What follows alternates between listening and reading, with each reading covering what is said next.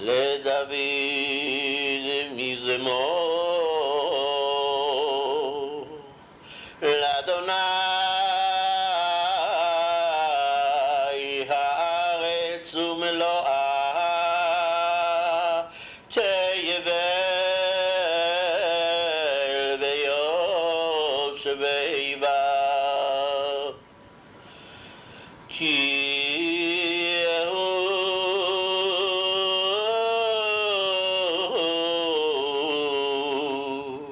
על ימים יסדה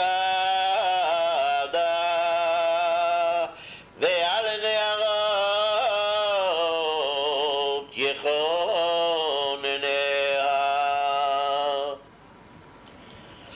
שאו שערים ראשייכם ושאו פיתחי עולם, ויבוא מלך הכבוד. מי הוא זה? מלך הכבוד, אדוני צבאות, הוא מלך הכבוד סלה.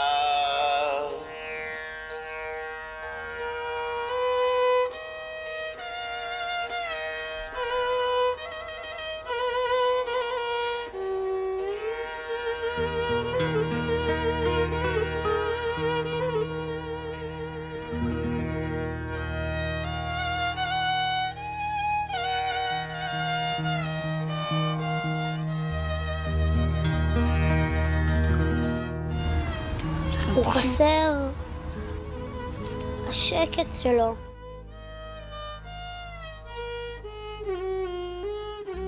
כולם אבות, זה השובבות שלו, החן שלו.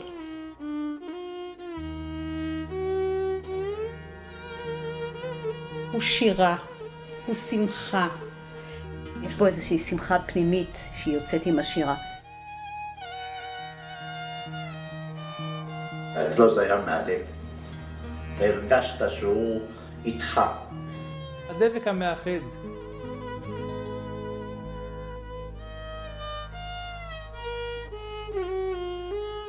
אני ידעתי תמיד שהגב שלי מכוסה. החיבוק החם שלו, החיבוק האבאי, היה שווה עשרות מילים.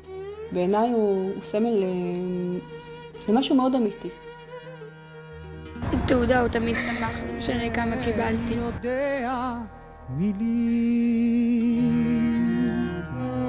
סבא עשה תמיד מעשים טובים, בחיים לא עשה מעשה רע. ביום שישי היה אז פורים, שנת תרצ"ח. חזרנו הביתה אחרי כל משלוחי המנות, אמא סידרה את הבית וגמרה את כל ההכנות לשבת, הדליקה נרות. אנחנו הלכנו לבית הכנסת, חיה ואמא נשארו בבית ואנחנו לא יודעים כלום. חזרנו לבית הכנסת, אמא לא בבית.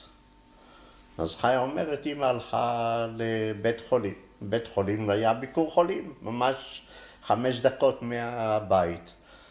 אז אבא, לפני שעשה קידוש, רץ לבית החולים, והוא ראה את אמא שמה, היא כבר הייתה אחרי הלידה. חזר הביתה ואמר, מזל טוב, נולד לכם אח. אז המיטה הזאת עמדה בחדר השינה של ההורים. כשהייתה הפצצה של בן יהודה, נפלה אבן לתוך המיטה. אבן כותרת כזו. אבן הראשה נפלה לתוך המיטה. מזל בסנטימטרים מהראש שלו. של שמוליק. הייתי מאוד גאה בו. כילד קטן עם הטלטלים מה זה בלונדינים? טלטלי זהב. ממש עם העיניים הכחולות, יפה תואר. והייתה לנו איזו עגלה מצ'וקמקת שהלכו, ואני הייתי יורדת איתו והולכת איתו לטייל. עצרו אותי כל כמה דקות. אוי, איזה ילד, איזה ילד. ואז הוא ילדה, טלטלים כאלה. ילד עם נשמה, אבל שובב, לא אשכח את היום שגרנו באמת עוד למטה בבית שלומיוף, והייתה מרפסת, אתם ראיתם את המרפסת הארוכה לכל דירה נכנסו מהמרפסת. ויום אחד אני הייתי במטבח יחד עם אמא, ואני יודעת שמוליק היה אז אולי בן 2, היה מעקה של ברזל, אבל עם הראש שלו בחוץ, הוציא את החוץ. לא רק הראש, חצי גוף, הוא היה רזה. יצא כבר חצי גוף לצד השני, ועוד שנייה היה צונח לתוך החצר. ואמא, איך היא לא איבדה את העשתונות, היא לא צעקה, והיא אמרה לי, חיה, שקט. והיא הלכה לאט לאט, ותפסה את הידיים שלו. מה זה היה? זה שמוליק. אני עוד זוכר עוד מקרה אחד. ממול אצלנו הייתה מפקדה של האצ"ל, אצל ברנדווין. אתה מספר לי. אז אני מספר לך. בכל אופן, אז ממול, זה טבעי, היה שם נשק וזה, והיות והיה לנו בית שימוש אחד, כן. בשביל 4 שכנים. 4 שכנים. בית שימוש אחד. עם משפחות. ובצד השני הייתה משפחת ברנדווין, היה להם את הבית שימוש שלהם, גם כן בית שימוש בחוץ. כן. שמוליק יום אחד צריך, והבית שימוש תפוס. אז שמוליק נכנס לבית שימוש שלהם. הוא פתאום יוצא החוצה, יוצא עם אקדח טופי. ישב בבית שימוש. מאחורנית, היה מוסתר אקדח טופי. אמרתי, שמוליק, מה זה? אני כבר הייתי בן 14, הוא היה בן 7. הוא אומר, זה היה בבית שימוש, אמרתי, יחזיר את זה בחזרה למקום, יהרגו אותך.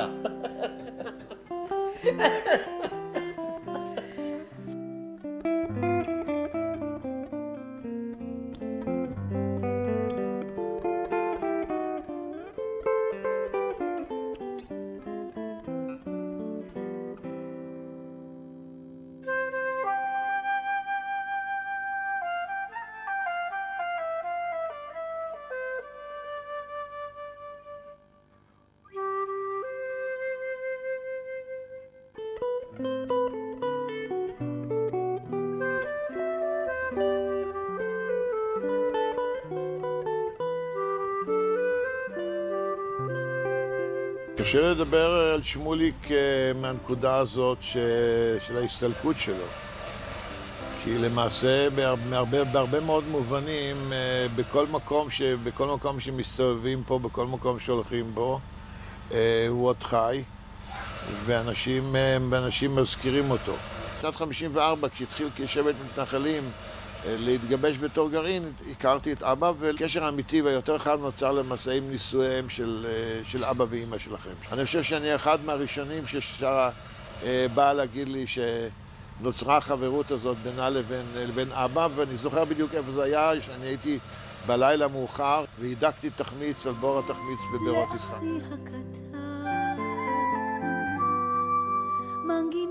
אז גם שניהם היו רקדנים טובים יחד עם בת שבע. רקדו גם בשנת העשור למדינה, ומהשכנות הזאת נוצר היחס החם. אני לא יכול לשכוח את הארוחות הטובות שהיינו אוכלים יחד בערב שבת.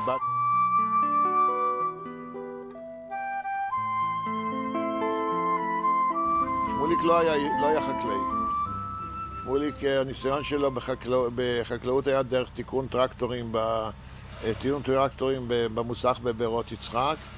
ולמעשה כשעלה הרעיון של חישטיל ובאתי אליו והצעתי לו להצטרף אליי, הוא היה אחראי על מערכת החנויות של סטימצקי בבית הדר בתל אביב, וזה די מפתיע שלמעשה באתי אליו, אבל באתי אליו בזכות זה שהכרתי את העבודה שלו במוסך, ידעתי שהוא משלים אותי בכישרון בידיים, ובמקום שאנחנו יושבים עכשיו בעצם, במקום הזה שאנחנו יושבים עכשיו, שמוליק ואני בנינו את שולחנות העץ הראשונים שהם היוו את חישטיל. זה למעשה המבנה הזה פה בדיוק, זה היה הדונם הראשון של חישטיל שנבנה בשנת 73. אחד הדברים שהיו אופיינים לו כמנהל הייצור הראשון של חישטיל היה שהשתילים הפריעו לו בחממה, זה מנחם שמואלי הדביר את זה. השתילים הפריעו לו לסדר בחממה, אז לפעמים הוא היה מוציא אותם יותר מדי מוקדם, ורק שיהיה סדר, שלא יהיה בלגן בחממה. יש אנשי אמון בחישתיל, יש לנו אנשים נהדרים בחישתיל, אבל שותף שנמצא על ידך כל הזמן יש ערך סגולי עצום, וזה איננו. ודווקא השוני הוא שיצר את הסימביוזה הנכונה. כי שמוליק היה אדם מאוד מאוד יסודי, היה אדם מאוד שקט, אני כהן, נדלק מהר ונחבא מהר, ושמוליק באמת היה היפוך של הדבר הזה. דברים לא עברו על ידו.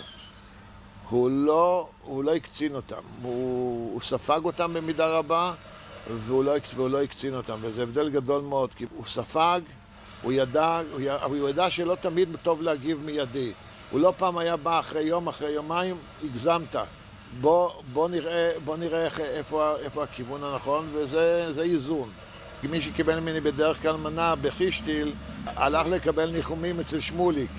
אנחנו ראינו בזה זכות גדולה, לא רק בעובדה שאנחנו מצליחים להתפרנס ולהתקדם וליצור מפעל כלכלי מרשים, אלא גם בעובדה שאנחנו עושים את הארץ הזאת ירוקה, שאנחנו משרתים חקלאות בצורה נכונה, שאנחנו עושים את הארץ פורחת, אבל אין שום ספק בזה, כמו שאמרתי, שהשם הטוב נוצר בשנים הראשונות, והוא ממשיך גם היום הרבה בזכותו של שמוליק. הוא ירנין את הדמי, הוא ירווהו בצליל, כמשק הרוחות בפרדס מלבלב. החליל הוא פשוט ועדין, וקולו כמו קול של הלב. החליל,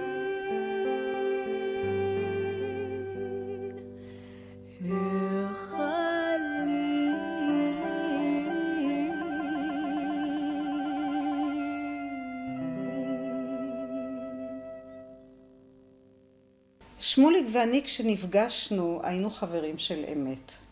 לא נפגשנו כל יום, אבל כשנפגשנו הייתה בינינו איזו קרבה מיוחדת. שמוליק בשבילי הוא שירה, הוא שמחה. יצא לנו לנסוע לערבים בפתח תקווה של נחום מימן. זאת הייתה חוויה מיוחדת במינה. זה היו קולות ממש משגעים, אבל אם יצא לי לשבת על יד שמוליק, זה היה משהו.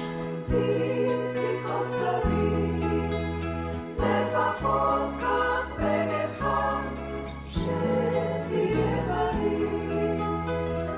אשר נפצע ודפיקה בדלת, ונכנס מגש עם פיצה כזה גדול, ומאחריו שמוליק עם חולצת התכלת הרגילה שלו, ועם הפנים המלאות שמחה וחיות, ועיניים זורחות ובורקות, ובלי אף מילה התיישבנו ארבעתנו ליד השולחן, וטחנו, ואכלנו, וגמרנו, ולכו תתארו לעצמכם, שאחרי שנפרדים מבן אדם חי כזה ושמח כזה, לא רואים אותו יותר. זה לא נורמלי. כמה לי קשה עכשיו, איך כנף הרימה. הקלה היא הציפור, מה כבד לאמא. אז בעצב אחייך, אמא אל עינייך, לא נתנה אהבתך לי לפרוס כנפיים.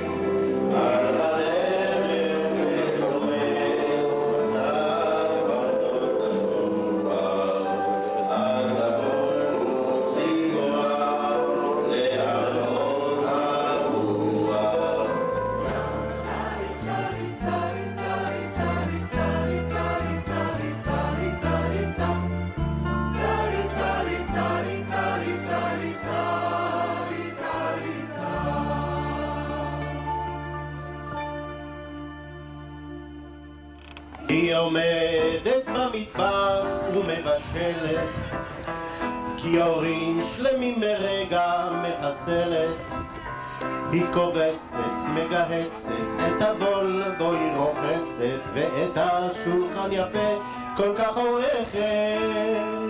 בכל תחום שהיא עוסקת אין דומה לה. אך בבית הם קוראים לה סינדרלה.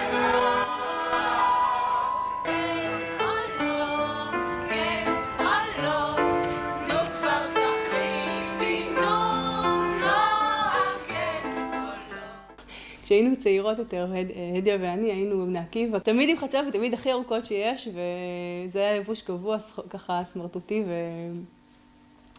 ופעם אחת באתי עם חצאית קצרה, ואז שמוליק אמר לי, אני לא מאמין, אין לך רגליים מעץ, יש לך רגליים אמיתיות. ידיים. משהו ככה מצד אחד מחוספס, אבל כל כך מוצק, אני חושבת שהיה לו ידיים רחבות כאלו. של עובד, של איש אדמה, של איש מעשה, לא ככה רק רוח. סמל משהו מאוד אמיתי, מאוד מאוד אמיתי.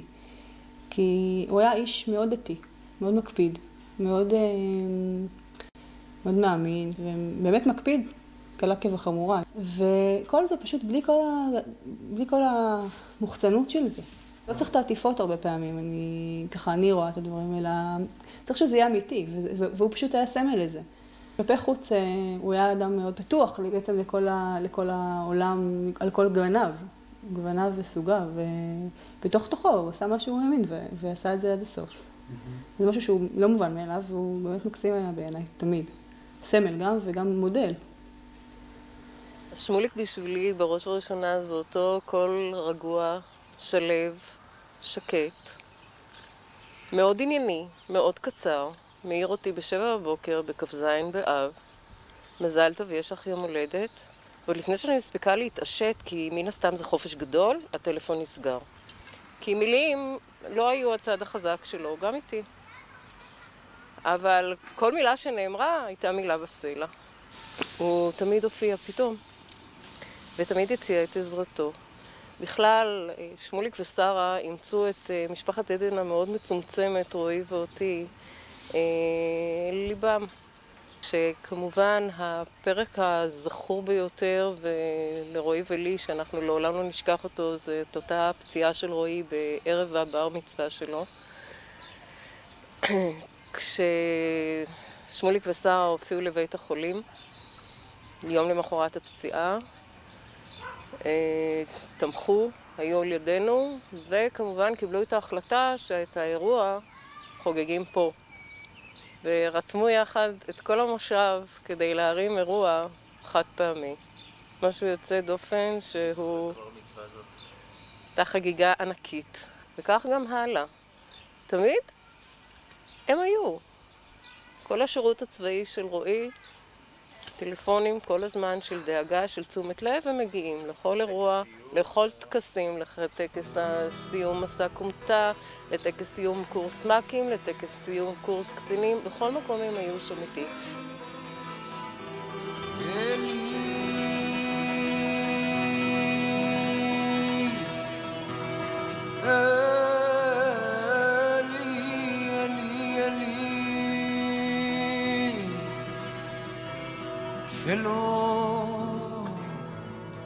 שלא ייגמר לעונה.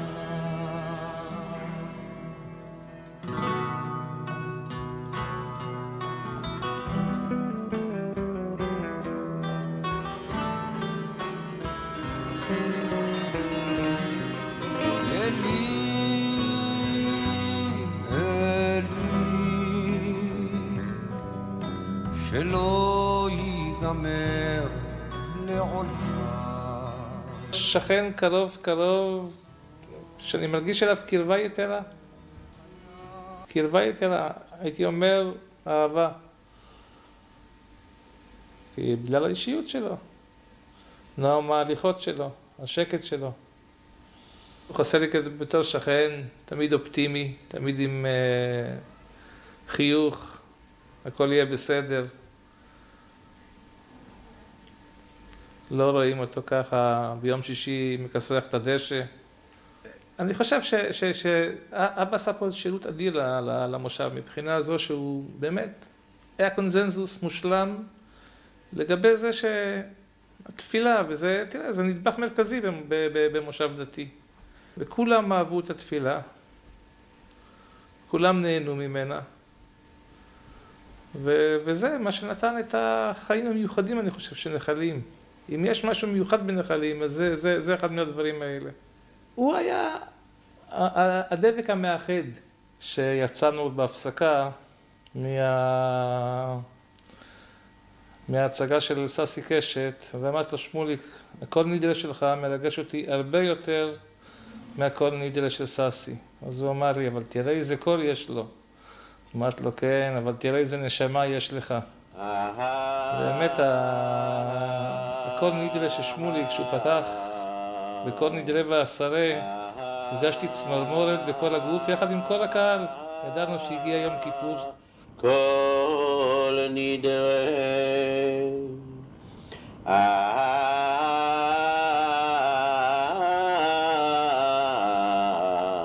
ושרי. וזה מה שהיה שמוליק, השקיע את הנשמה בתפילה ובקהל ובכל דבר.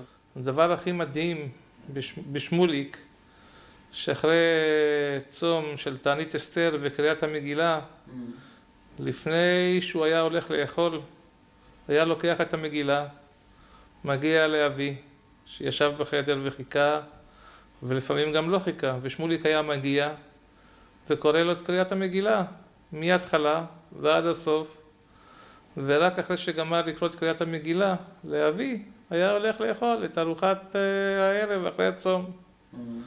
אני חושב שזה מראה על נשמה של בן אדם, שקודם כל הוא חשב על האדם השני, שישב גם כן וצם, ושמוליק, שהייתה לו מגילת קלף, היה בא, וכל ערב היה בא וקורא לו את המגילה.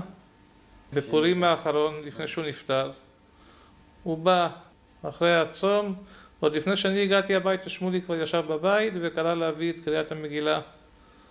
שניהם יחד בחדר. אבל ככה זה היה שנים על שנים, זה לא משהו חד פעמי. זה נמשך לאורך השנים. תפילה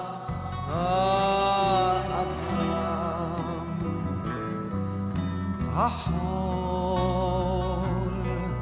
והים רשרוש של המים ורק השמיים תפילה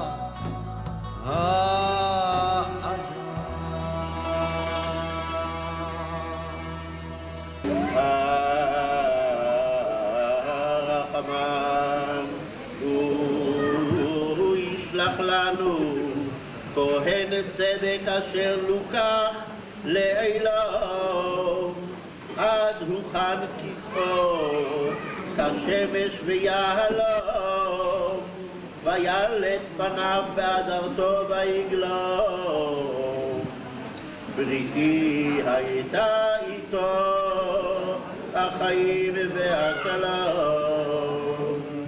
שירים עד כאן ניתנה לנו ארכה עד שהזמן שלנו יעצור. היו גשמים ואור, מה עוד אפשר לרצות, מה עוד אפשר לרצות. יפים ממני וממך, יפים ממני וממך, האדמה לקחה.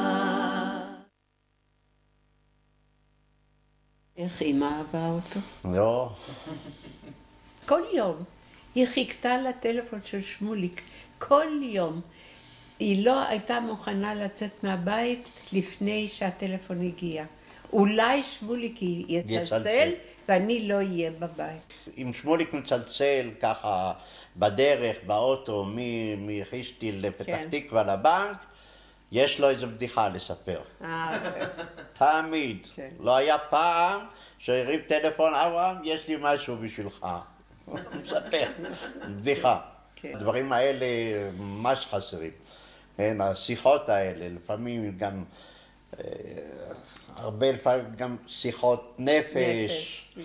שהוצאת מהלב, היה לך מישהו, אתה יודע שיש מי ששומע, מי שמקשיב לך. הוא ידע איך לרכך את הצער, את הכאב, לומר מילה טובה, שתהיה לך הרגשה פחות כואבת ויותר טובה. וזה חסר, זה ממש חסר. דקה אחר דקה קצרות ואוהבות וכואבות. אני 19 שנה, בחיים הוא לא כעס מולי, או אפילו לא יודעים קול. גם אם הרגסתי אותו, ומן הסתם גם אני הרגסתי אותו כמו הרבה אחרים, אבל איפה? בסדר, אז הוא מוריד את הראש והולך ועושה את מה שצריך לעשות, מתקן את מה שהיה צריך לתקן, וממשיכים הלאה, כאילו.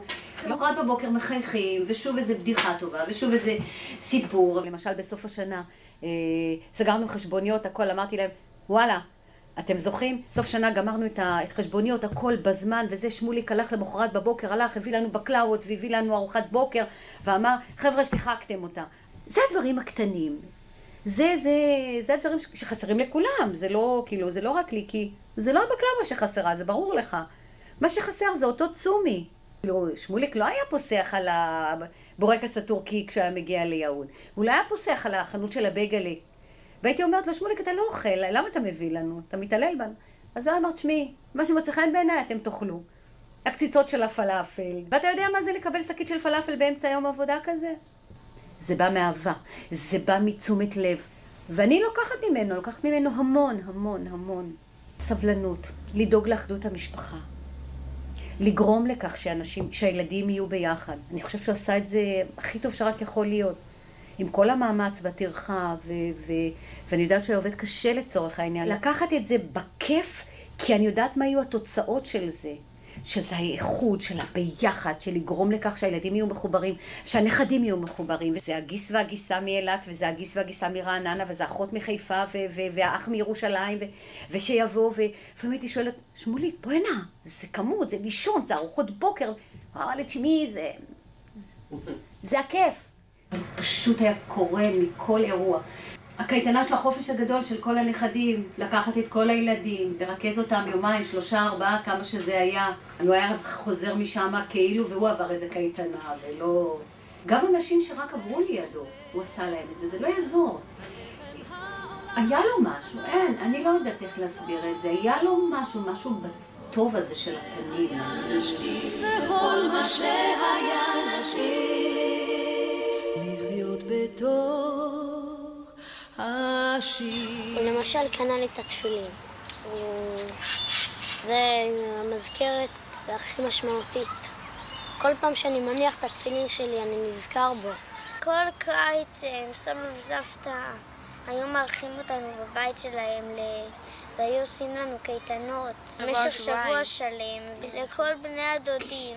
באיזה קייטנה אחת הביאו לנו חולצות לבנות וכתבנו עליהם את השמות שלנו והיה מודפס עליהם וגם עשינו תמונה ושמנו מפית והבלטנו אותה וצבענו. היה לי ג' בתעודה והחלטתי שהוא יכעס. הוא לא אמר כלום, כאילו, הוא אמר שזו תעודה יפה. הוא תמיד שמח שאני כמה קיבלתי. היה שווה $1,000,000, מיליון. אם זאת אומרת, האנשים מציעים לך שהם יביאו לך את כל הכסף של כל האנשים בעולם ותיתן במקומו איזה איש, האיש תמיד שווה הרבה יותר. סבא היה שווה המון יותר. זה היה פשוט תענוג להיות איתו. סבא לימד אותי את ההפטרה, זה בעצם הייתה תוכנית שאבא לימד אותי את הפרשה וסבא את ההפטרה. בפורים, זה היה הפעם האחרונה שהוא בעצם, אני חושב שהוא לימד אותי. והוא אפילו הקליט לי, כדי שאני אחזור על זה, הוא הקליט לי את הטעמים ככה שגם אם אני ארצה לקרוא בעתיד עוד הפטרות, אז יהיה לי את הטעמים של הקריאה. מאוד רציתי שהוא יהיה בבר מצווה שלי, שהוא יבוא ויהיה איתי שמה ליד, ויגיד לי כל הכבוד, יישר כוח. שתלתם ניגונים בי אמי ואבי, ניגונים מזמורים שכוחים, גרעינים גרעינים נשאם לבבי, עתה הם עולים וצומחים, עתה הם טובים פורות בדמי, שורשיהם בעורקיי שלובים, ניגונך אבי ושירייך אימי, בדופקי נאורים ושבים. מאוד משלימים אחד את השני. שרה היא הדברנית, הפתוחה, ככה אקטיבית ופעילה ואנרגטית ושערה יותר. אז שמוליק הוא באמת העוגן, משהו המאוד בטוח ורגוע. הם מאוד מאוד השלימו אחד את השני. אף לא ראיתי אותם במתח ביניהם או בריב. משהו מאוד של קבלה והמון אהבה, מבט בעיניים. אפשר להרגיש ממש את האהבה מאוד מאוד גדולה ביניהם. מעבר להשלמה ולאהבה, אני חושבת זוגיות מאוד יציבה, מאוד בטוחה.